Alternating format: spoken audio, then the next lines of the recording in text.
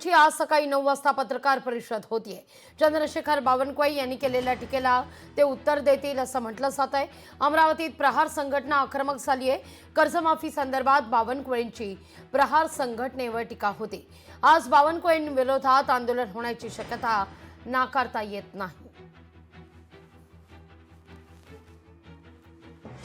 या सगळ्याविषयी अधिक माहिती घेण्याकरता थेट जाऊया आपले प्रतिनिधी सूरज दहाट यांच्याकडे।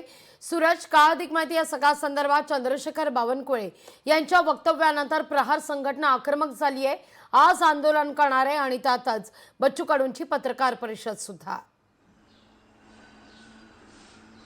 लागूजी आपल्याला माहितीच आहे की गेल्या अनेक महिन्यापासून जे प्रहार संघटनेचे अध्यक्ष बच्चू कडू जे आहे शेतकऱ्यांच्या कर्जमाफीसाठी जे आहे आंदोलन करत आहे। काल जर आपण पाहिलं तर काल मोर्शीमध्ये अमरावतीचे पालकमंत्री आणि राज्याचे महसूल मंत्री चंद्रशेखर बावनकुळे हे होते।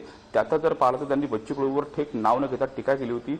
मंत्री असताना अमरावतीचा काहीही विचार केलेला नाही आणि योग्य वेळी कर्जमाफी करू असं देखील या ठिकाणी सांगितलं आणि सळकून अशी त्या शेलक्या शब्दामध्ये या ठिकाणी महसूल मंत्र्यांनी बच्चू कडूंवर टीका केली होती। त्यात जर पाहिलं गेलं तर आज बच्चू कडू आज 9 वाजता त्यांच्या निवासस्थानी अमरावतीमध्ये पत्रकार परिषद घेणार आहे। 9 वाजता नेमकं पत्रकार परिषदेमध्ये बच्चू कडू चंद्रशेखर बावनकुळे यांना कोणत्या प्रकारे उत्तर देतं हे सुद्धा महत्त्वाचं असणार आहे। कारण का जर पाहिलं तर शेतकऱ्यांच्या कर्जमाफीसाठी बच्चू कडूंनी आधी अनेक वेळा आंदोलन केली, उपोषण केली, पदयात्रा सुद्धा केलेली आहे आणि थेट त्यांनी आता मंत्रालयात घुसण्याचा इशारा देखील दिलेला होता।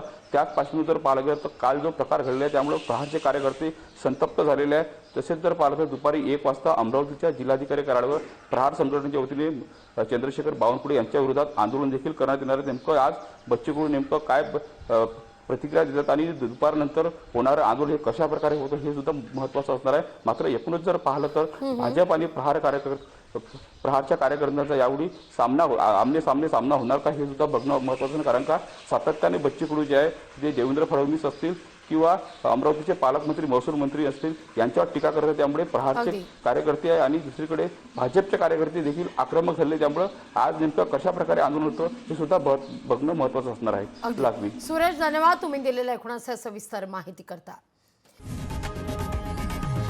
लोकशाही मराठी ऐका, पहा, जागरूक रहा।